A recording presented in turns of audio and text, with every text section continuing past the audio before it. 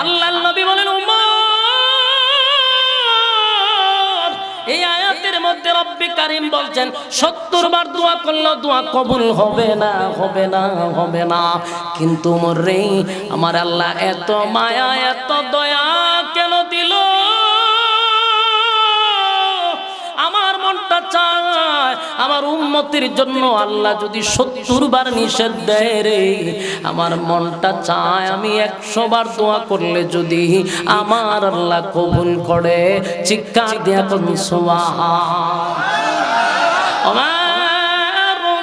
আরসালনাকা ইল্লা রাহমাতাল লিল আলামিন। আমার নবীরে আল্লাহ রহমত স্বরূপ পাঠাইলো, নবীর রহমত বানায়া পাঠাইছে। নবীর তো মায়া দয়ার কোনো কমতি নাই, তাই আল্লাহ বলছে 70 বার দোয়া করলেও দোয়া কবুল হবে না। কিন্তু আল্লাহর নবী তার জন্য জানাজা পড়াইতে আসছে। এবার উমর বলে, হুজুর আমার মালিক বলছে 70 বার দোয়া করলেও দোয়া কবুল হবে না, আপনি বুঝি জানাজা পড়াইতে আসছেন? কিন্তু আমার নবী ডাক দেয়া কই, উমর রে, এই আয়াতে কিন্তু দোয়ার কথা কইছে, জানাজা পড়াইব না এমন আয়াত তো আল্লাহ নাজিল করে নাই। কথা কি বুঝতেছেন? হযরত উমর চিন্তায় পড়ে গেছে। কথা তো সত্য, আমার আল্লাহ তো দোয়ার কথা নিষেধ করছে রে, কিন্তু জানাজা পড়াবে না এমন আয়াত তো আমার আল্লাহ নাজিল করে নাই। ওমর চোখ দিয়া পানি ঝরছে, বারবার আসমানের দিকে তাকায় কয়, মালিক, মদিনার সবচেয়ে বড় মুনাফিক, সবচেয়ে বড় মুনাফিক আমার নবীর বিরোধিতা করছে, আমার নবীরে হত্যা করার চেষ্টা করছে। এই মুনাফিকের জন্য বহু সাহাবীরা শাহাদাত বরণ করছে। আল্লাহ, এত বড় মুনাফিকের জানাজা বুঝি আমার নবী পড়াবে? আল্লাহ, জানাজার ব্যাপারে আপনি কোনো আয়াত নাজিল করেন নাই, আমার নবীরে তো এখন জানাজার থেকেও বাদ দেওয়া যাবে না। ওমর আসমানের দিকে বারবার তাকাচ্ছিল, আর আল্লাহর নবী জানাজা পড়ানোর জন্য উপস্থিত হয়ে গেছে। অন্যদিকে আমার নবী সাহাবায়ে কেরামরা চতুর্দিক দিকে আনাগোনা, কিন্তু সব সাহাবীদের মনে কষ্ট ছিল। আমার নবীর বিরোধিতা কইরা আবার আমার নবীর জানাজা পায়, এটা কেমনে রে? আল্লাহর নবী যখন সবাই যখন একটা চিন্তায় ছিল, কিন্তু নবী এমন এক ঘটনা ঘটাইল, সাহাবীরা আরো আশ্চর্য, আরো আশ্চর্য। আল্লাহর নবী লাশের সামনে দাঁড়াইয়া, নবীজি লাশের সামনে দাঁড়াইয়া নবীর মুখ থেকে একটু থুথু নিয়া আব্দুল্লাহ ইবনে উবাই ইবনে সুলুলের মুখে লাগায়া দিছে। এই দৃশ্য দেখে সাহাবায়ে কেরাম আশ্চর্য হয়ে গেছে। আমার নবীর মুখের থুতুর কত দাম! আব্দুল্লাহ ইবনে উবাই ইবনে সুলুলের মুখে লাগাইলো। শুধু এখানেই শেষ নয়, এখানেই শেষ নয়, নবীর শরীরের একটা জুব্বা ছিল, জুব্বাটা নবী খুলছে, জুব্বাটা কইলা আব্দুল্লাহ ইবনে উবাই ইবনে সুলুল মুনাফিকের সর্দার রে, নবীর জুব্বাটা কইলা আব্দুল্লাহ ইবনে উবাই ইবনে সুলুলে পড়ায়া দিছে। এই দৃশ্য দেখার পরে সাহাবায়ে কেরামরা গইরাইয়া কান্না শুরু করে দিছে। মুসলমান ব্যক্তি বলতেছে যে না, এই মাল আমার, সুতরাং আমার মাল আমাকে ফেরত দাও। ইহুদি বলে, না, এই মাল তো ভাই আমার, তুমি আমার মালটা আমাকে দিয়ে দাও, আমি বাড়িতে চলে যাই। দুই ব্যক্তির মধ্যে ঝগড়া লাগছে এক মাল লইয়া। আপনারা যদি এখন মনোযোগ না দেন তাহলে সামনে আর আলোচনা বুঝবেন না। এই জন্য ভূমিকাটা, সূরাটা নাজিল হওয়ার মূল কেন্দ্রটা কি ছিল, মেহেরবানি করে আমরা একটু মনোযোগ দেই, তাহলে আপনি সামনের আলোচনা বুঝতে পারবেন। দুই ব্যক্তির ঝগড়াকে কেন্দ্র করে কিন্তু এটা অনেক বড় ঘটনা ঘটছে এবং একটা আয়াত নাজিল হয়েছে। এই জন্য ঘটনাটাই যদি আপনি না শুনতে পারলেন তো পুরো আলোচনায় আপনার শেষ। এই জন্য এখন একটু মনোযোগ দিতে হবে। দুই, এক ইহুদি ব্যক্তি আর এক হলো মুসলমান ব্যক্তি।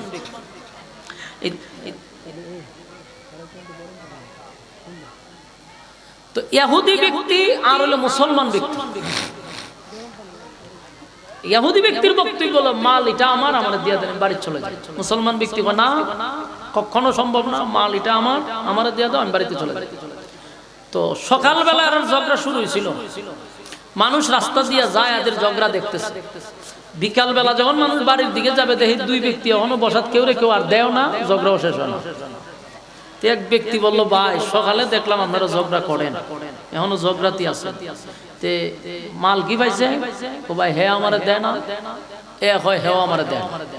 তো এইভাবে কি ঝগড়া করতেই থাকবে? এটার তো কোনো সমাধান হবে না। কত ভাই সমাধান কি? বলে যে কোনো একজন বিচারকের শরণাপন্ন তুই মানে আপনিও বলতেছে না মাল আপনার, হে বেচারারও দাবি হে বেচারা, তুই দুইজনের দাবি করলে তো আর কেউ কাউরে দিবে না, মাঝখানে একটা মীমাংসার দরকার। আমার কথা তো বুঝেন আপনারা? আমার বাড়ি হবিগঞ্জ, কিন্তু হবিগঞ্জের ভাষা আমি ওয়াজ করতেছি না, মেহরবানি করে বুঝলে আমার হানা কইেন। বলুন দুই ব্যক্তি যদি ঝগড়া তুই তা এটাকে মীমাংসা হবে? তো একজনে কইল, ভাই এটা তো মীমাংসা হবে না, মাঝখানে একজন বিচারক রাখেন, বিচারকে যে রায় দেয় আপনারা যে কোনো একজনে মাইনে নিবেন।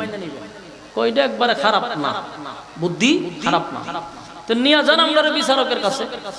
তো বিচারককে বলল, এই মদিনাতে তো বিচারক একজনই আছে, যিনি এই মদিনার প্রেসিডেন্ট, যিনি রাষ্ট্রনায়ক, দেশ যিনি পরিচালনা করে, জনাবে মুহাম্মদুর রাসূলুল্লাহ সাল্লাল্লাহু আলাইহি ওয়াসাল্লাম।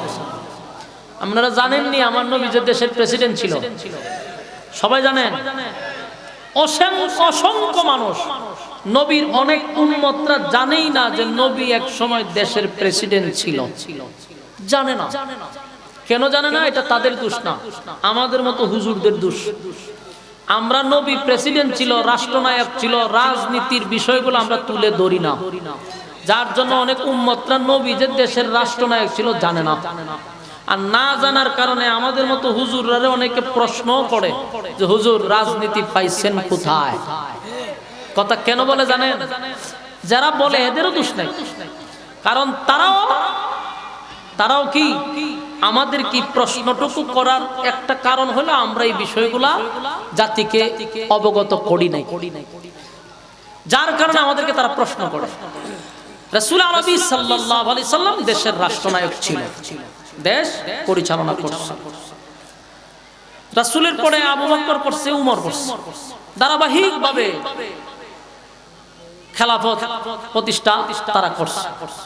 তো যখন এই দুই লোকের ঝগড়া চলতেছিল তখনও কিন্তু নবী দেশের রাষ্ট্রনায়ক, তখন উনি দেশ পরিচালনা করে। কথা বুঝতেছেন? তো দেশ যখন পরিচালনা করতেছে এই দুই লোক কইল যে ঠিক আছে, আমরা নবী মুহাম্মদুর রাসূলুল্লাহ সাল্লাল্লাহু আলাইহি সাল্লামের কাছে যাব বিচারের জন্য।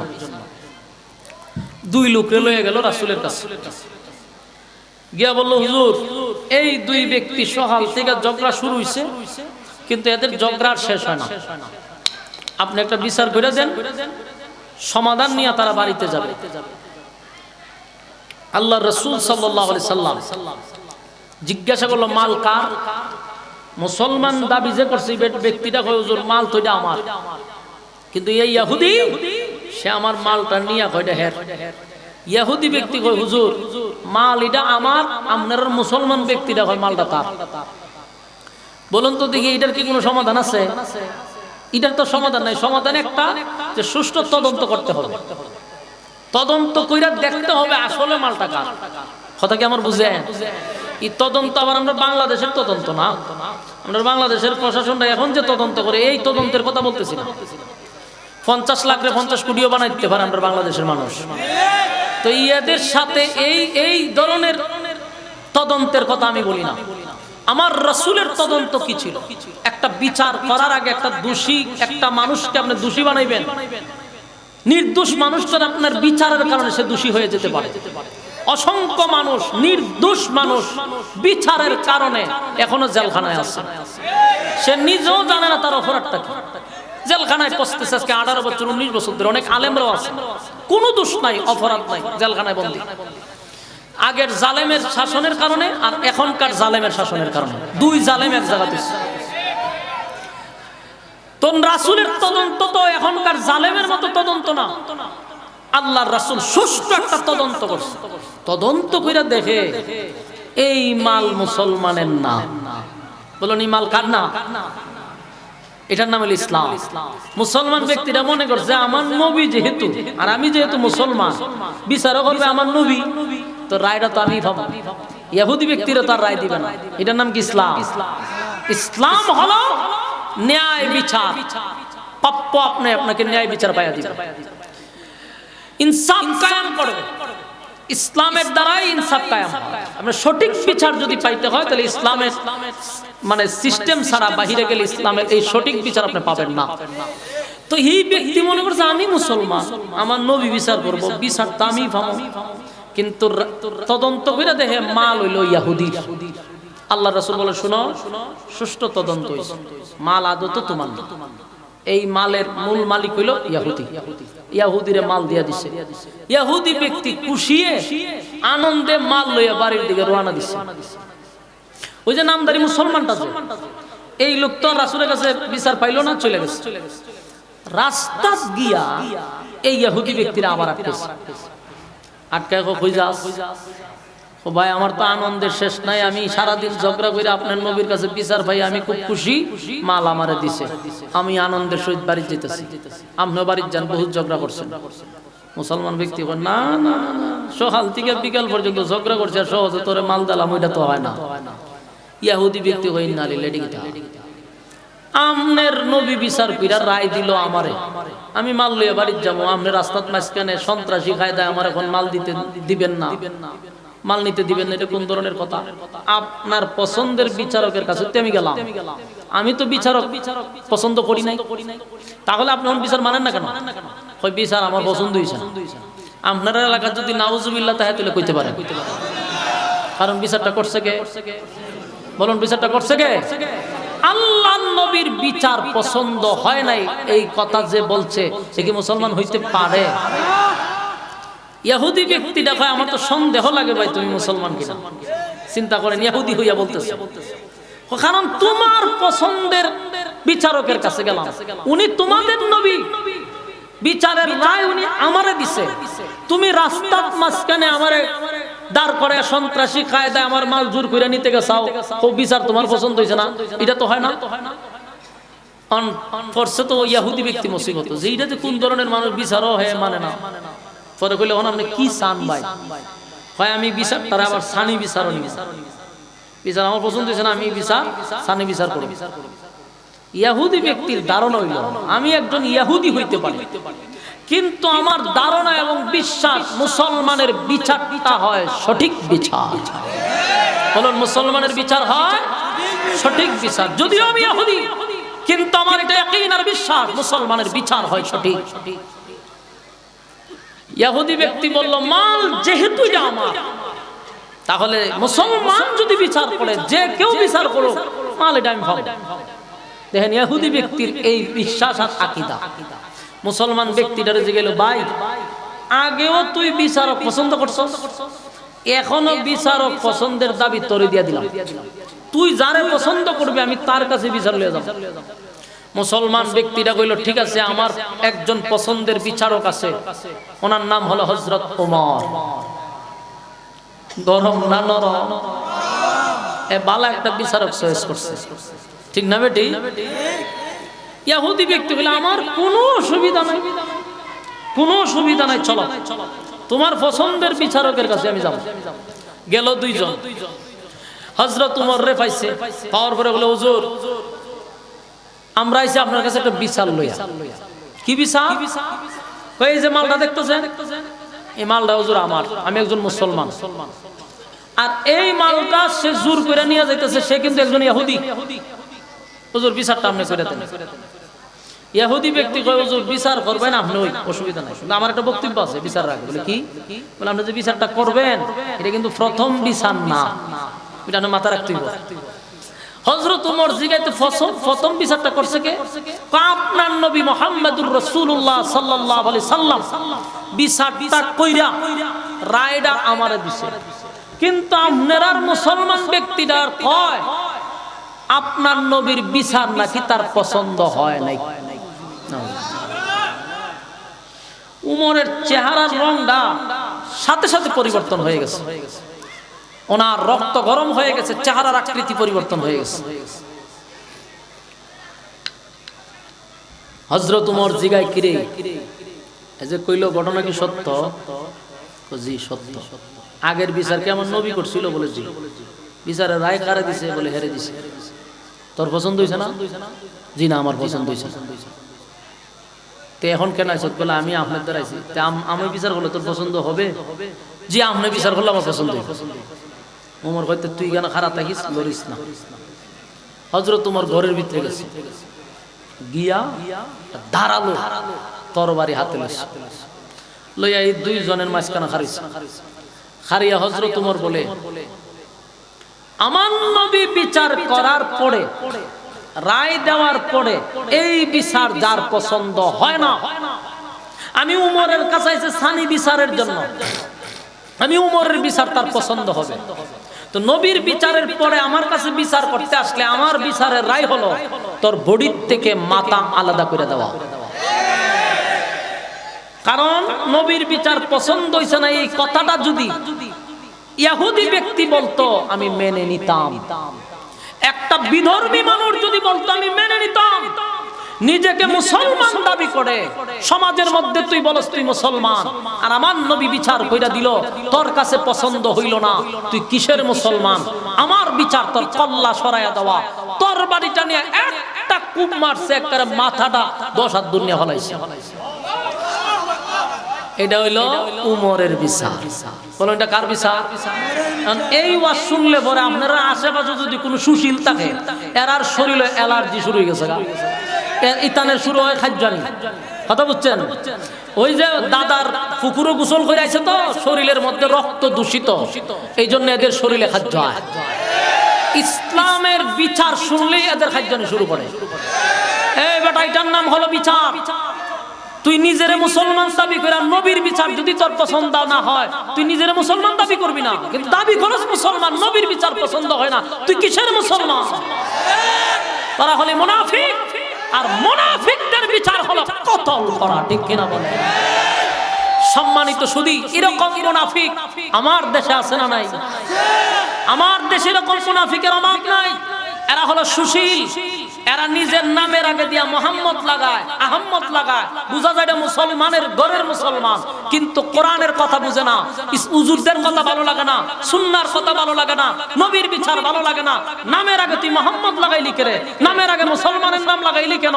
নাম ছেড়ে দে। বুঝতাম যে বিধর্মীরা আমার নবীর বিচার পছন্দ না করলে আমাদের কষ্ট লাগবে না, যদি কোনো অমুসলিম আমার নবীর বিচার পছন্দ না করে আমাদের কষ্ট লাগবে না। নাম তোর মুসলমানের, কেন নবীর বিচার তোর পছন্দ হবে না? সম্মানিত শুধু হযরত উমর তার কল্লা ফালাই দিছে, ফালায়া শেষ। আচ্ছা বলুন তো দেখি, ঘটনা শেষ না? কল্লা তো ফালাই দিছে, ঘটনা তো শেষ হওয়ার কথা, কিন্তু আমার ওয়াজের ঘটনা খালি শুরু। বলুন কি শুরু না শেষ? খালি শুরু হয়েছে দরবার, দরবার কিন্তু শেষ হয়েছে না। এর তো কল্লা ফালাই দিছে উমরে। ঘটনা এখানে শেষ হইবার কথা, কিন্তু এখানে ঘটনা শেষ হয়েছে না, এটা বড় ঘটনা হয়ে গেছে। এই জন্যই আমি শুরুতে কইছি যে এই আয়াত এমনি এমনি নাজিল হইছে না, এটা একটা বড় ঘটনাকে কেন্দ্র করে নাজিল হইছে। এখন উমর তো তার হত্যা করছে, হত্যা করার পরে এই খবর তো আর জাগাত রইছে না, যদিও তখন মিডিয়া ছিল না, তথ্য প্রযুক্তির যুগ ছিল না, কিন্তু মানুষের মুখ তো ছিল। এই মুখে মুখে মুখে মুখে পুরো মদিনা সরে গেছে যে উমর একটা নির্দোষ মানুষকে হত্যা করছে। যারে হত্যা করছে তার আত্মীয় স্বজন, তার ভাই বারাদর, তার রক্তের মানুষ, এরা আয়সা দেহে যে তার বাইরে হত্যা করছে, হযরত উমরে হত্যা করছে। যখন এই খবর পাইছে তারা দৌড়ায় গেছে দেশের প্রেসিডেন্টের কাছে। দেশের প্রেসিডেন্ট কে? আমার যুবক ভাইরা, হাবিবে কিবরিয়া হলেন সেই মদিনার তখনকার প্রেসিডেন্ট। আল্লাহর হাবিবের কাছে ওই মানুষগুলি দৌড়ায় গিয়া বলে, হুজুর আপনার কাছে একটা বিষয় আমরা জানতে চাই। কি বিষয়? বলে ইসলামের কোথাও কি আছে, কোরআনের কোথাও কি আছে যে একজনের বিচার যদি পছন্দ না হয় তাহলে সে অন্য জায়গায় যেতে পারবে না, সানি বিচার করতে পারবে না। এরকম নিষেধ কি কোরআনে আছে? রাসূল বলেন আপনার কোনো কথা আসেনি বলে না। একজনের বিচার পছন্দ হয়েছে না, সে আর এক জায়গায় বিচার লইয়া যাইব, এটা তার স্বাধীনতা। এখন এই লোকেরা তেইলে তো ঘটনা মারাত্মক।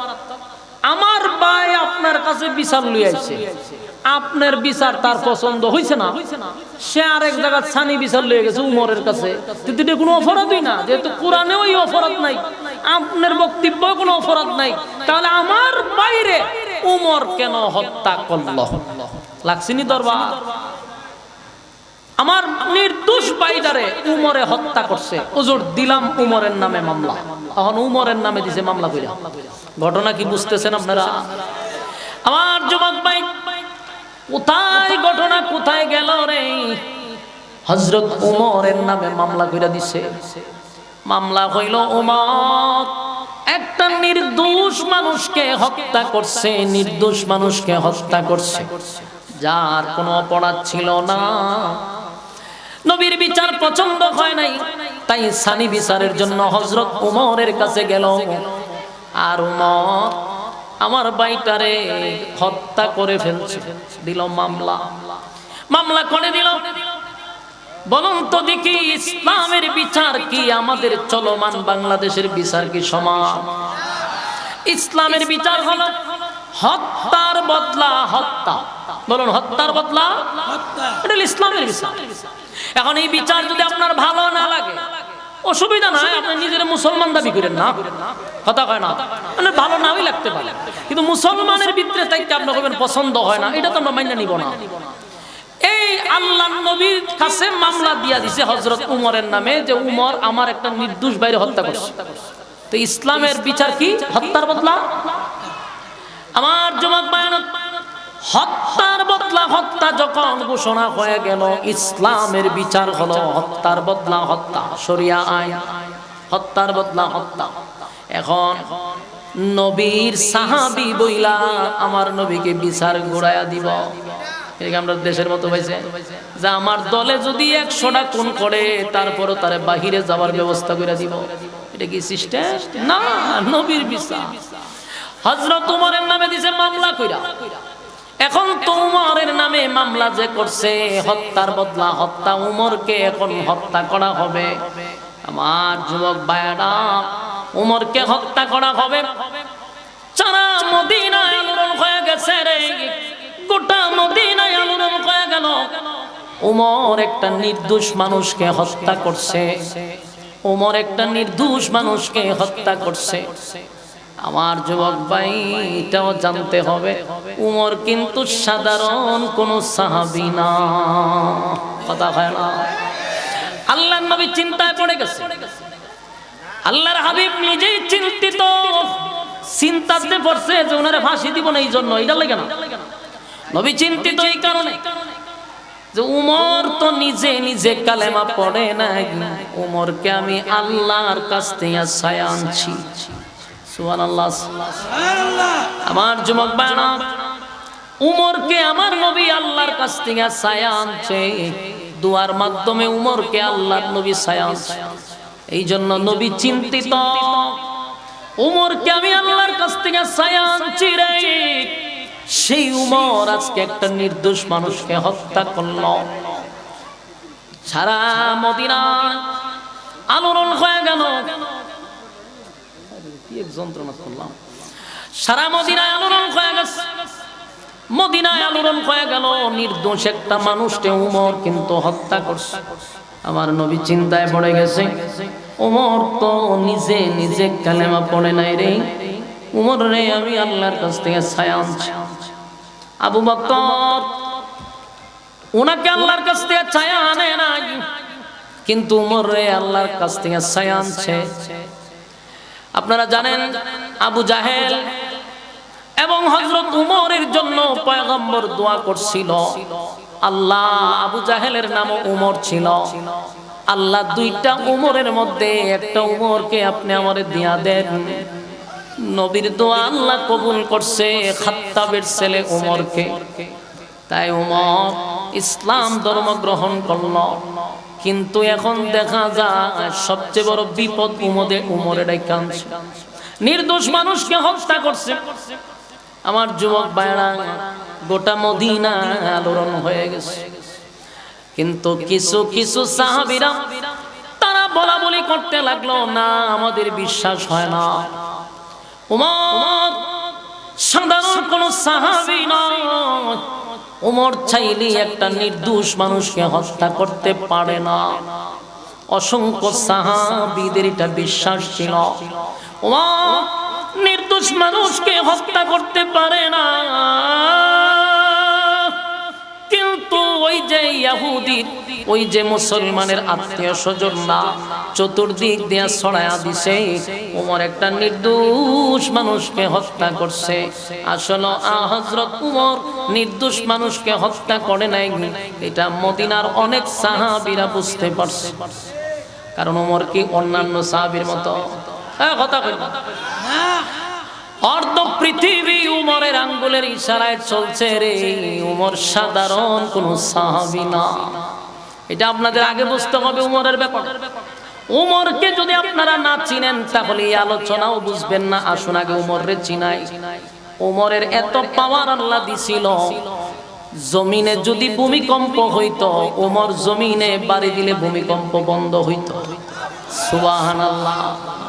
উমর সাধারণ কোন সাহাবী নয়, যে উমরের মেজাজ মতো প্রায় 21 জায়গায় কোরআনের আয়াত নাজিল হইছে। সুবহানাল্লাহ। 21 জায়গায় কোরআনের আয়াত নাজিল হয়ে যায়। উমরের শুধু মর্জি মেজাজ মতো, তাহলে উমর কোন সাধারণ সাহাবী না, যার মেজাজ আল্লাহ পছন্দ করত। উমরের রাগ বেশি ছিল, এটাও আল্লাহ পছন্দ করত। উমরের মেজাজটাও আল্লাহ পছন্দ করত। উমরের মেজাজ মতো কোরআনের আয়াত নাজিল করত। যেমন মদিনার মধ্যে সবচেয়ে বড় একটা মুনাফিক ছিল, নাম হইল আব্দুল্লাহ ইবনে উবাই ইবনে সুলুল। এই মুনাফিক লম্বা দাড়ি ছিল, টুপি ছিল, পাগড়ি ছিল, সব ছিল, দেখলে বোঝা যাইত বহুত বড় একজন বুজুর্গ আল্লাহওয়ালা। কিন্তু মুনাফিকের লিস্টে ওনার নামটা ছিল জানাজা কি আমার নবী পড়াবে। সব সাহাবীরা শোনার সাথে সাথে আশ্চর্য হয়ে গেছে, এত বড় মুনাফিকের জানাজা আমার নবী কেমনে পড়াবে। শুনতে শুনতে হযরত ওমর পর্যন্ত চলে গেছে। ওমর যেই মাত্র শুনছে যে নবী আব্দুল্লাহ ইবনে উবাই ইবনে সুলুলের জানাজা পড়াবে, হযরত ওমর আর সহ্য করতে পারে না। কারণ উমরও জানতো সে শয়তানের সবচেয়ে বড় লিডার, মুনাফিকের লিডার। তাই উমর এটা বরদাস্ত করতে পারছে না। একটা দরবাইরা জানাজার মাঠে চলে গেল রে, গিয়া দেখে নবী জানাজার মাঠে উপস্থিত। যেই মাত্র মানুষ শুনছেন নবী জানাজা পড়াবে, যারা আসার কথা না তারাও জানাজায় আসছে। হাজার হাজার মানুষের সমাগম হয়ে গেছে। অন্যদিকে মুনাফিকদের কানেও চলে গেছে যে আমাদের লিডারের জানাজা আব্দুল্লাহ পুত্র মুহাম্মদ পড়াবে। ওই যে আব্দুল্লাহ ইবনে উবাই যে মরছে, তার ছাত্র আছে, হাজার হাজার মুনাফিক তার ছাত্র। এই মুনাফিকদের কানেও চলে গেল আমাদের নেতার জানাজা আব্দুল্লাহর পুত্র মুহাম্মদ পড়াবে। তাই 1000 মুনাফিক সেদিন জানাজা দেখার জন্য মাঠে গেছে। বলুন পড়ার জন্য না দেখার জন্য? কথাটা ইয়াদ রাখবেন। জানাজা দেখার জন্য গেছে।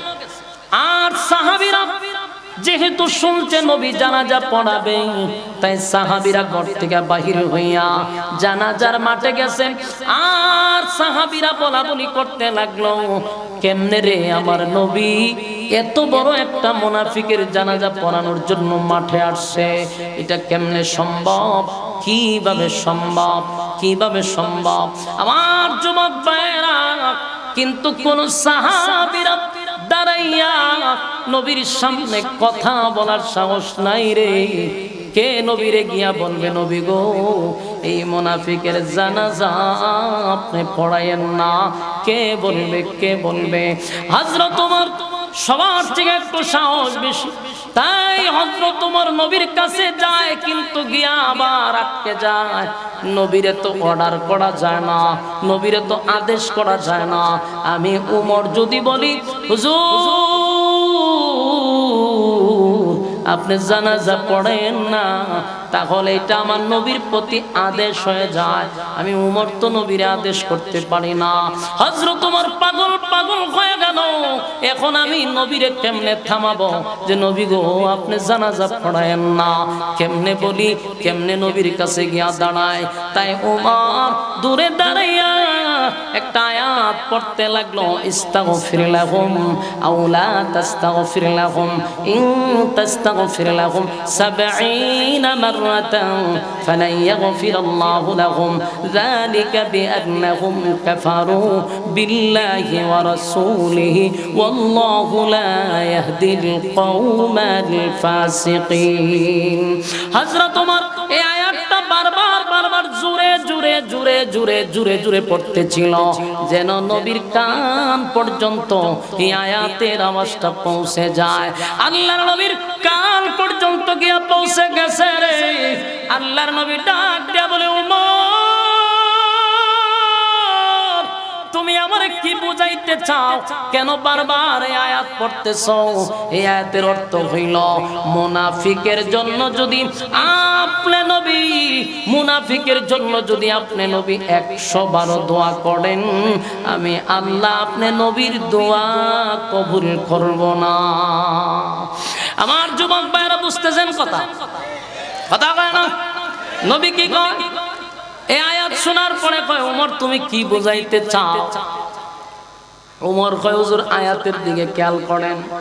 আল্লাহর নবী বলেন, ওমর এই আয়াতের মধ্যে আল্লাহ বলছে আমি নবী যদি 100 বার দোয়া করি, আমার দোয়া 70 বার দোয়া করলেও কবুল করবে না। আল্লাহ মুনাফিকের ব্যাপারে আয়াত নাযিল করছে যে ইস্তাগফির লাহুম আও লা তাস্তাগফির লাহুম ইন তাস্তাগফির লাহুম ৭০ মাররাতান فلن يغفر الله لهم ذلك بأنهم كفروا بالله ورسوله والله لا يهدي القوم الفاسقين। الله আয়াতে কারিমা নাযিল করে জানাইলো, কোন মুনাফিকের জন্য আপনি নবীও যদি 70 বার দোয়া করেন, আমি আল্লাহ আপনার দোয়া কবুল করব না। হযরত ওমর একটা শোনায়া দেওয়ার মানে হলো, আল্লাহ আপনারা বললেন 70 বার দোয়া করলেও কবুল হবে না, কিন্তু আপনার বন্ধু কেমনে গো সবচেয়ে বড় মুনাফিকের জানাজা সবার সামনে জানাজা পড়াইতে আসছে, আমি ওমর বরদাস্ত করতে পারি না। আল্লাহ জানাজাটা বন্ধ করায়া দেন, জানাজা বন্ধ করে দেন। ওমর বারবার আসমানের দিকে তাকায় আর আয়াতটা বারবার নবীর কানের দিকে পৌঁছায়া দেয়। সবাই কান্নার রোল ফালায়া দিছে, কারণ সাহাবী হইয়া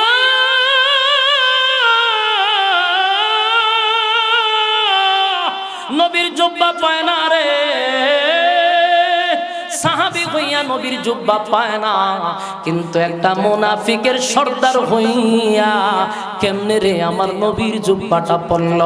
আমার যুবক ভাইরা, সাহাবায়ে কেরাম কাঁদে আর বলে, নবী গো আমরা আপনার সাহাবী হই, আপনার জুব্বা পাইলাম না। নবীর জুব্বা কি সাধারণ? নবীর জুব্বা তো সাধারণ নয়। নবীর জুব্বার কত দাম, কত দাম, কত দাম, কত দাম। একটা মুনাফিকের সর্দার হইয়া রে আমার নবীর জুব্বাটা পাইল, নবীর জুব্বা দিয়া তারে জড়ায়া ধরছে। সাহাবায়ে কেরামরা কান্না শুরু করে দিল। কেউ কেউ বলতেছে কেমনে সম্ভব, কেমনে সম্ভব এত বড় মুনাফিক আমার নবীর জুব্বা পায়, এত বড় মুনাফিক আমার নবীর তুতু পায় না। বরদাস্ত করা যায় না, বরদাস্ত করা যায় না। আল্লাহর নবী তখন দাঁড়ায় বলে, সাহাবীরা রে আমি জানি তোমাদের মনের মধ্যে একটা কষ্ট, কেন আমি তারে জুব্বা দিলাম, কেন তার মুখে আমি থুতু দিলাম। বলেন কষ্ট আছে না নাই? আল্লাহর নবী তখন বলে, শুনো কেন আমি তারে জুব্বা দিলাম রে, কেন তার মুখে আমি থুতু দিলাম। হযরত উমর দৃশ্যটা দেখে কোনোভাবে সহ্য করতে পারল না। আল্লাহর নবী বলেন, সাহাবীরা শোন, কেন আমি তারে জুব্বা দিলাম। বদরের যুদ্ধে অসংখ্য সাহাবায়ে কেরাম শাহাদাত বরণ করছিল। যুদ্ধের ময়দানে যখন সাহাবায়ে কেরাম শাহাদাত বরণ করছিল, তাদেরকে যে আমি দাফন করব, কাপনের কাপন নাই, কি দিয়ে আমার সাহাবীদেরকে আমি দাফন করব। সাহাবীদের শরীরের জুব্বা খুলে খুলে খুলে খুলে সবাই যার যার জুব্বা খুলে সাহাবীদেরকে কাপন পরাইয়া দাফন করছে। কিন্তু সেই যুদ্ধে আমার চাচা আব্বাস রাদিয়াল্লাহু তাআলা শাহাদাত বরণ করছে। সেই সাহাবী যখন শাহাদাত বরণ করল, আমার চাচা একটু মোটা স্বাস্থ্যবান, যার তার কাপড় আমার চাচার শরীরে লাগে না। অন্যান্য সাহাবীরা জুব্বা দিছে কিন্তু শরীরে লাগে না। এই আব্দুল্লাহ ইবনে উবাই ইবনে সুলুল, যিনি মুনাফিকের সর্দার, সেদিন নবীর পাশে সে দাঁড়ায়া ছিল। শরমে হোক লজ্জায় হোক সে নিজের জুব্বাটা খুলছে, কারণ সেও লম্বা সেও মোটা। তার শরীরের জুব্বাটা খুলে আমার চাচারে কাফন স্বরূপ পড়ায়া দিছিল। আমি নবী সেদিন থেকে তার কাছে ঋণী ছিলাম। আজকে আমি নবীর জুব্বাটা দিয়া আমি নবীর ঋণ থেকে মুক্ত হয়ে গেলাম। চিৎকার দিয়া কোন সুবহান। আমার যুবক ভাইরা, নবীর কত মায়া,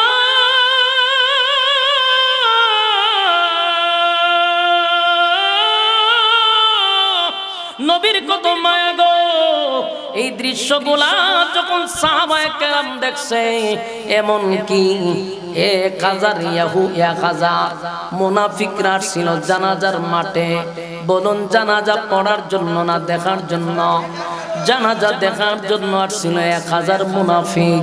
এই মুনাফিকরা দূর থেকে দৃশ্যগুলা দেখতেছিল আর আশ্চর্য হইতেছিল। তারা বলা বলি করতে লাগলো, হায় রে, যেই নেতার নির্দেশে মুহাম্মদের উপরে হামলা করলাম, যেই নেতার নির্দেশে বহু সাহাবীদেরকে আমরা হত্যা করলাম, যেই নেতার নির্দেশে ইসলামের ক্ষতি করলাম, আজকে আব্দুল্লাহর পুত্র মুহাম্মদ আমাদের নেতার মুখে থুথু লাগায়া দেয়, নেতার শরীরে নিজের জুব্বা পড়ায়া দেয়। এমন মানুষের বিরোধিতা বুঝি আমরা করলাম, এমন দুশ্মনের কথা বুঝি আমরা শুই না। এত ভালো মানুষের বিরোধিতা আমরা করলাম। উনি সত্যিকারের আল্লাহর পয়গম্বর, এতে কোনো সন্দেহ নাই। আমরা অনর্থক ওনার বিরোধিতা করলাম, ওনার বিরুদ্ধে আমরা ষড়যন্ত্র করলাম। আজকে তাকায়া দেখ, আমার নেতারে জুব্বা পড়ায়া দেয়, আমার নেতারে তুতু লাগায়া দেয় রে। না, আজকের থেকে আমরা বুঝতে পারলাম উনি আল্লাহর পয়গম্বর, সন্দেহ নাই। 1000 মুনাফিক নবীর এই চরিত্র আর আখলাক দেখা একজুটে 1000 বেঈমান নবীর সামনে গিয়া দাঁড়ায়, হুজুর অন্যায় করছি, অপরাধ করছি। নবীজি, এই যে আব্দুল্লাহ ইবনে উবাই ইবনে সুলুলের শরীরে আপনি জুব্বা পড়ায়া দিলেন, তু লাগায়া দিলেন, সে একটা বড় মুনাফিক ছিল গো হুজুর। তার ওয়ার্ডারে আমরা ইসলামের ক্ষতি করছি গো নবী, আর তার ওয়ার্ডারে বহু সাহাবীরা শাহাদাত বরণ করছে। গো নবীজি, অন্যায় করছি, অপরাধ করছি, তাই আজকে ক্ষমা চাইতে আসছি। আপনি আল্লাহর পয়গম্বর, এতে কোনো সন্দেহ নাই। 1000 বেঈমান আমরা আপনার সামনে দাঁড়াইছি, এখন এই কালেমা পড়ায়া দেন, লা ইলাহা ইল্লাল্লাহু মুহাম্মাদুর রাসূলুল্লাহ সাল্লাল্লাহু আলাইহি ওয়াসাল্লাম। আমার যুবক ভাইরা, বিরক্ত হইতাছেন, শেষ করে দিতাম। আমার যুবক ভাইরা, এবার খেয়াল করেন, আমি শুধু উমরে চিনাইতে আসছি, উমরে একটু চিনাই, তারপরে ঘটনা শুনবেন। হযরত উমরের কত পাওয়ার, উমরের কত দাম আল্লাহর কাছে, একটু মনোযোগ দিয়া শুনেন। আল্লাহর নবী জানাজার নামাজে দাঁড়ায়া গেলেন। উমরের এখন মনে মনে প্রশ্ন হলো, নবী যদি এর আগে না জানে সে মুনাফিক ছিল, হয়তো বা এই কারণে নবী জানাজা পড়াবে, কিন্তু এখন তো 1000 মুনাফিক দাঁড়ায়া বলছে, সে মুনাফিকের সর্দার ছিল, কেমনে রে আমার নবী এখন জানাজা পড়াবে, কেমনে জানাজা পড়াবে? উমর মেনে নিতে পারলো না। সব সাহাবীরা মেনে নিলেও উমর মেনে নিতে পারে না, উমর সহ্য করতে পারতেছে না। এবার আল্লাহর নবী জানাজা পড়াবে পড়াবে পড়াবে, কেউ নবীরে বাধা দিতেও পারতেছে না। আল্লাহর নবী জানাজার মাঠে দাঁড়াইয়া জানাজা শুরু করে দিল। জানাজা যেই মাত্র শুরু করে দিছে, হযরত উমর আসমানের দিকে তাকায় কয়, মালিক, আপনার নবী একটা মুনাফিকের জানাজার নামাজে শরীক হয়ে গেল। আল্লাহ আপনি আয়াত যদি নাজিল করতেন তাহলে নবী জানাজাটা পড়াইতো না, কিন্তু নবী তো জানাজা শুরু করে দিল, জানাজা পড়ানো শুরু করে দিল। জানাজা কমপ্লিট হয়ে গেল। সাহাবায়ে কেরাম নবীর পিছনে মুনাফিকের জানাজা পড়ছে রে। সব সাহাবীরা জানাজার শেষে যার যার মতো বাড়ির দিকে চলে যায়। হযরত উমরের মনটা বড় খারাপ, তরবারিটা হাতে লইয়া মাটির সঙ্গে বৈশা, মাটিতে বৈশা নবীর সামনে দিয়া আল্লাহর নবী তো জানাজার নামাজ পড়ায়া দিলেন। হযরত উমর মাঠে বৈশা রইছে, মনটা বড় খারাপ, তরবারিটা হাতে লইয়া বসা, মনটা খুবই খারাপ, কারণ একটা মুনাফিকের জানাজা আমার নবী পড়াইছে। হঠাৎ করে উমর তাকায়া দেখে সবাই চলে গেলেও নবী মুনাফিকের লাশের পিছনে হেঁটে হেঁটে হেঁটে কবরের দিকে যায়। কথা কি বুঝতেছেন? এই দৃশ্য দেখার পরে হযরত উমরের রাগ আরো বেড়ে গেছে। এতক্ষণ না হয় জানাজা নবী পড়ায়াই দিল, যেহেতু জানাজার ব্যাপারে কোনো আয়াত নাই তাই নবী জানাজা পড়াইছে। কিন্তু এখন প্রশ্ন হলো, নবী কেন মুনাফিকের কবরের কাছে যায় রে? নিশ্চিত আমার নবী সেখানে গিয়া তার জন্য দোয়া করবে। আর দোয়ার ব্যাপারে আল্লাহ তো আগেই আয়াত নাজিল করছে, ইস্তাগফির লাহুম আও লা তাস্তাগফির লাহুম ইন তাস্তাগফির লাহুম। এই আয়াত তো আগেই নাজিল করে দিছে। তাহলে উমরের সিদ্ধান্ত হলো, নবী যেহেতু কবরের সামনে যায়, নিশ্চিত মুনাফিকের জন্য নবী দোয়া করবে। আল্লাহ না দোয়ার বিরুদ্ধে আয়াত নাজিল করছে। হযরত ওমর আসমানের দিকে তাকায়া বলে, মালিক,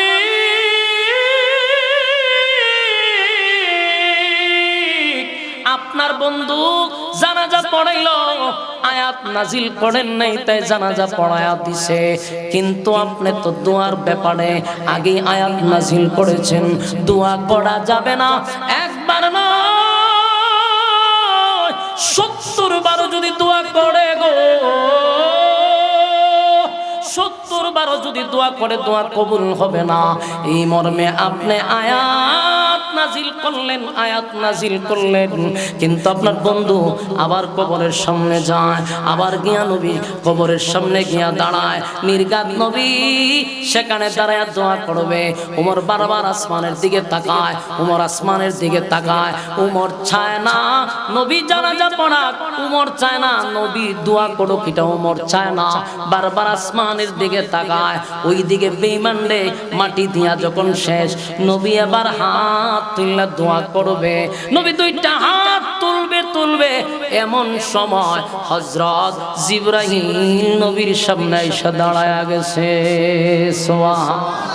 এই একটা জবান বন্ধ রাখবেন না, জোরে কোন আল্লাহু আকবার, আরো জোরে কোন আল্লাহু আকবার। এই মানের আওয়াজ দিয়ে বলেন আল্লাহু আকবার। উমরের কত পাওয়ার গো,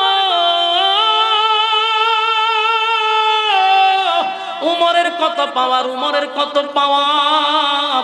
যেই মাত্র নবী দোয়া করবে, জিবরাইল আয়া দাঁড়ায়া কয়, হুজুর সাবধান, দোয়া করবেন না, আপনার উমরের সিদ্ধান্তটা আল্লাহর কাছে পছন্দ। চিৎকার দিয়া বলুন সুবহানাল্লাহ। আমার যুবক ভাইরা, উমর সাধারণ কোন সাহাবী নয় গো, উমর সাধারণ কোন সাহাবী নয়, উমর সাধারণ কোন সাহাবী নয়। আল্লাহ যার মেজাজটারে এত পছন্দ করে, মেজাজ মতো আল্লাহ আয়াত নাজিল করে। আল্লাহ উমরের মেজাজটা বড় পছন্দ করে রে, তাই উমর চাইছিল জানাজা না হয়, উমর চায় না মুনাফিকের দোয়া হোক। আল্লাহ সাথে সাথে জিবরাইল পাঠায় কয়, হুজুর আপনার উমরের মেজাজটা আল্লাহর কাছে পছন্দ। আপনারা ওয়াজ শুনবেন না চা খাইবে, এইলো আপনাদের মনোযোগ। শেষ করে পরবর্তী বক্তা আস্তে আস্তে লয়ান। ওয়াজের থেকে যদি সার দাম বেশি হয় ওয়াজ করা গুণ হইব। ওই মিয়া চিল্লায়েন, ওয়াজের থেকে যদি সার দাম বেশি হইতে ওয়াজ করলে গুণ হইতো না। এ বেটার দাম বেড়েছে অনেক বেশি, দেখেন না সবাই বেটার হলে খুব ব্যস্ত। তাহলে আমার ওয়াজের আর দাম হোক, আমার তাড়াতাড়ি আপনারা বিদায় করুন না করে। চা ওয়ালার স্টেজ তুলেন, তুল্লা হলে মিল্লা চা খায় আনন্দ ফুর্তি করুন, ঠিক না? ঠিক এটাও ঠিক, সব কেন ঠিক। তাহলে আল্লাহ বলল কি? মনোযোগ দেন না, সাইরা দিতাম। এই জায়গা যদি সাইরা দেয় তাহলে বাড়ির কেউ ঘুমাইতো না আপনারা, ঠিক না বেটি? আপনারাদেরকে আমি শুধু উমরের একটু মেজাজ বুঝাইলাম। আল্লাহর কাছে উমরের কত গুরুত্ব, মালিক উমরের কত পছন্দ করত। উমরের চাইছে আল্লাহর সাথে সাথে আয়াত নাজিল করে দিছে। চিৎকার দেয়া করবি সুবহান। এক জায়গায় নয়, 21 জায়গায় উমরের মেজাজ মতো আয়াত নাজিল হয়ে গেছে। আল্লাহ ডাক দিয়া ফেরেশতা পাঠায়, জিবরাইল কয়, হুজুর দোয়া করবেন না, হাত নামান। হুজুর আপনার উমরের সিদ্ধান্তটা আল্লাহর কাছে চূড়ান্ত সিদ্ধান্ত। সুবহানাল্লাহ। আল্লাহর সাথে সাথে তখন আরেকটা আয়াত নাজিল করছে, ওয়ালা তুসাল্লি আলা আহাদিন মিনহুম মাতা আবাদান ওয়ালা তাকুম আলা কবরি। খুব মনোযোগ দিয়ে শুনবেন, ওয়ালা তুসাল্লি, মনোযোগ দিয়ে শুনবেন। উমর কি চাইছিল? মুনাফিকের জানাজা যেন, কথা হয় না, উমর চাইছিল মুনাফিকের জানাজা যেন না হয়। আল্লাহ আয়াত নাজিল করে কয়, ওয়ালা তুসাল্লি আলা আহাদিম মিনহুম মাতা আবাদা ওয়ালা তাকুম আলা কবরি। আল্লাহ বলে, হাবিব ওয়ালা তুসাল্লি, নেক্সট টাইমে পরবর্তীতে আর কোনদিন আপনি কোন মুনাফিকের জানাজা পড়াবেন না। সুবহানাল্লাহ। বলুন উমর কি চাইছিল? কোন মুনাফিকের জানাজা যেন না পড়ায় রে, কোন মুনাফিকের জানাজা যেন না পড়ায়। আর আসমানের দিকে তাকায়া বলছিল, আল্লাহ একটা আয়াত নাজিল করেন আর যেন কোন মুনাফিকের জানাজা জমিনে না হয়। আল্লাহ আয়াত নাজিল করে বলেন, ওয়ালা তুসাল্লি আলা আহাদিম মিনহুম মাতা আবাদা ওয়ালা তাকুম আলা কবরি। আগে নবীজি নেক্সট টাইমে পরবর্তীতে আর কোনদিন মুনাফিকের জানাজা আপনি পড়াতে পারবেন না, মুনাফিকের জানাজা পড়াবেন না। শুধু জানাজার কথা বলে নাই, ওয়ালা তুসাল্লি আলা আহাদিন মিনহুম মাতা আবাদা ওয়ালা তাকুম আলা কবরি।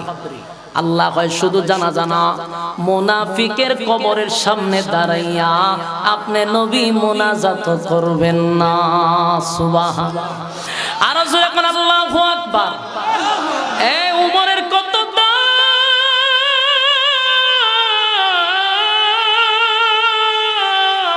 উমরের কত দাম গো।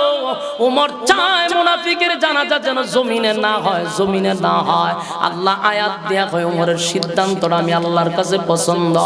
আর কোনদিন কিয়ামত পর্যন্ত মুনাফিকের জানাজা জমিনে চলবে না, মুনাফিকের কবরের সামনে দাঁড়াইয়া কেউ কোনদিন মোনাজাত করবে না। আমি আপনাদের নরসিংদী এই এলাকার মানুষের কাছে প্রশ্ন রাখতে চাই, ১৫০০ বছর আগে এই আয়াত নাজিল হইছে। ১৫০০ বছর আগে আব্দুল্লাহ ইবনে উবাই ইবনে সুলুলকে কেন্দ্র করে আয়াত নাজিল হইছে। এই আয়াতের হুকুম এখনো আছে না নাই? কোন আসুন, উমরের কথায় প্রায় ২১ জায়গা আল্লাহ আয়াত নাজিল করছে উমরের মেজাজ অনুযায়ী। বলুন উনি কি সাধারণ কোন সাহাবী? আমার কথার আওয়াজ দেন। সাধারণ কোন সাহাবী যার মেজাজ, তাকে বলা হয়তো মেজাজে ওহী। বলুন মেজাজে ওহী। উনি মেজাজ দেখাইলে যে আল্লাহ এটা হইলে ভালো হইতো, মালিক এটা যদি হয়ে যেত আল্লাহ এই আয়াত নাযিল করে দিত। তাহলে বোঝা গেল উনি সাধারণ কোন সাহাবী না। উনার নামে মামলা হইছে হত্যা মামলা। ইয়াদ আছে? বলুন কার কার ইয়াদ আছে? আব্দুল্লাহ দেখায় দেন কার কার ইয়াদ আছে? এটা কি তালে তালে তুলছে? ইয়াদ থাকলে হইছে। বলুন উমরের নামে কিসের মামলা? আল্লাহর রাসূল হলেন বিচারক, উমর হইলেন অপরাধী। নবী হইলেন বিচারক, উমর হইলেন। আমার যুবক ভাইরা, গোটা মদিনাতে লারা পড়ে গেছে। গোটা মদিনাতে লারা পড়ে গেল। উমর একটা নির্দোষ মানুষকে হত্যা করছে। উমর একটা নির্দোষ মানুষকে হত্যা করছে। উমর কেমনে রে একটা নির্দোষ মানুষকে হত্যা করলো? উমর তো সাধারণ কোন সাহাবী না যে একটা নির্দোষ মানুষকে হত্যা করে ফেলবে। মামলা হয়ে গেল। আমার নবী হলেন বিচারক, উমর হইলেন অপরাধী। নবী হইলেন বিচারক, উমর হইল অপরাধী। এবার নবী নিজেও চিন্তিত ছিল, কারণ উমর এমনি এমনি কালেমা পড়ে নাই। আমার নবী দুইটা হাত তুলে আল্লাহর কাছে দোয়া করছে, মালিক আপনি আমারে উমর, দুইটা উমরের মধ্যে একটা উমর দিয়া দেন। আল্লাহর নবীর দোয়া কবুল করছে উমর বিন খাত্তাব। খাত্তাবের ছেলেরে ইসলামের জন্য কবুল করছে। সেই উমর ইসলাম গ্রহণ করার পরে প্রকাশ্যে নামাজ চালু হয়েছিল। চিৎকার দেখো সুবহান। উমর তরবারি লইয়া যদি ঘুরাইতো আর বলতো কে আছো? মদিনায় যদি কেউ নামাজে বাধা দিবি, আমি উমর দাঁড়াইছি। কার বিবিকে বিধবা করতে চাস, কার সন্তানকে এতিম করতে চাস, আয় আমি উমরের তরবারির নিচে। আবু জাহেলের পর্যন্ত পাতলা পায়খানা শুরু হইতো। উমরের নাম শুনলে আবু জাহেল হয়তো সর্বনাশ, উমর আয়া পড়ছে। শয়তানই বাবা দৌড় দিত না, আবু জাহেল যে দৌড় দিত। একমাত্র উমরকে ভয় পাইতো। সবচেয়ে পাওয়ারফুল ব্যক্তি, উমরের সামনে দাঁড়ানোর মতো হিম্মত কারো ছিল না। হযরত উমর তরবারি ভাবে ঘুরাইতো আর বলতো মক্কার মানুষ পারলে আমি উমরের তরবারির নিচায়। আমার নবী নামাজ পড়বে, সাহাবীরা নামাজ পড়বে, কেউ যদি বাধা দেয় রে, আমি উমরের তরবারি দিয়া তার সঙ্গে ফয়সালা হবে। সেই উমরের বিরুদ্ধে মিথ্যা মামলা শুরু হয়ে গেল। নবীর সাহাবী উমরের জন্য একটা নির্দোষ মানুষকে উমর হত্যা করছে। উমর হত্যা করছে। চতুর্দিক দিয়া যখন এটা ছড়ায়া দিল, চতুর্দিক দিয়া ঘটনা যখন ছইরা পড়ল, আল্লাহর হাবিব চিন্তিত। এবার উমরকে কাঠগড়ায় দাঁড় করাইছে। এটা তো বাংলাদেশের বিচার নয় রে, আমার নবীর বিচার। সুবহানাল্লাহ। ইনসাফের বিচার, ইনসাফের বিচার, ইনসাফের বিচার। ততদিন পর্যন্ত ইনসাফ হবে না যতদিন কোরআনের শাসন চালু হবে না। এদেশের মানুষ যদি বিচার পেতে চায়, ইসলামের ছায়ার তলে আপনাকে আসতেই হবে। হযরত ওমর অপরাধী, নবী হইলেন বিচারক। আল্লাহর নবী এখন রায় দিলেই উমরের মৃত্যুদণ্ড। কারণ হত্যার বদলা হত্যা, হত্যার বদলা হত্যা, এটা ইসলামের বিচার। ওমর হইল অপরাধী, নবী হইল বিচারক।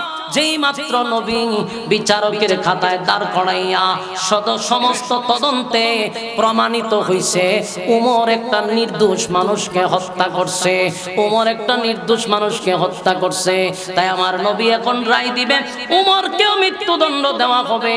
যেই মাত্র রায়টা দিবে, এমনি নবী তাকায়া দেখে নবীর সামনে জিবরাইল দাঁড়ায় আছে। চিৎকার দিয়া কোন সুবহান। জিবরাইল দাঁড়ায় বলে,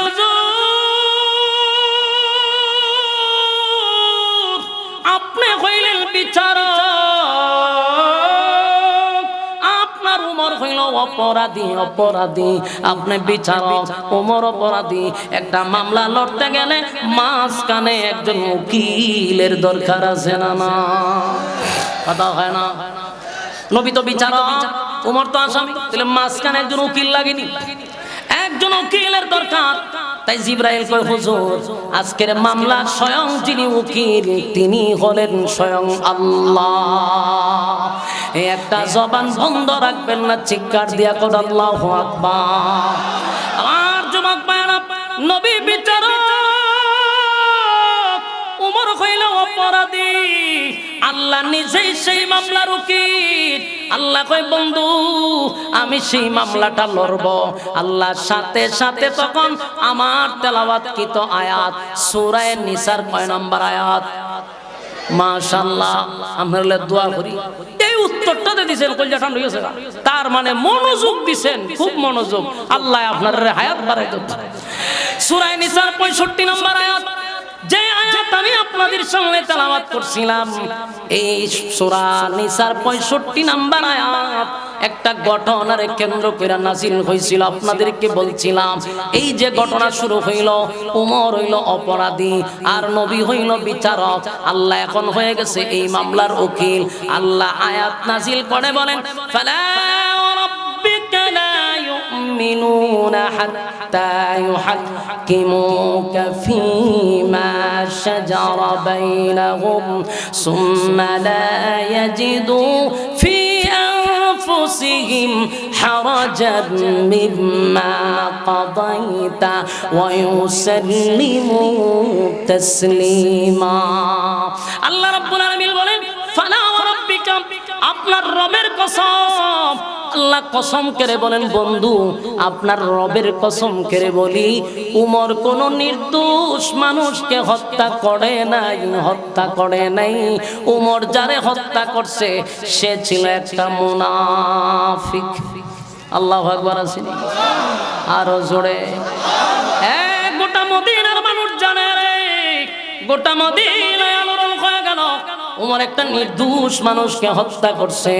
না না, আল্লাহ নিজেই ফালা ওয়া রাব্বিকা, আপনার রবের কসম, আপনার রবের কসম, আপনার রবের কসম, উমর কোন নির্দোষ মানুষকে হত্যা করে নাই, নির্দোষ মানুষকে হত্যা করে নাই। উমর যারে হত্যা করছে সে ছিল একটা মুনাফিক, কারণ মুনাফিকরা নবীর বিচার পছন্দ করে না।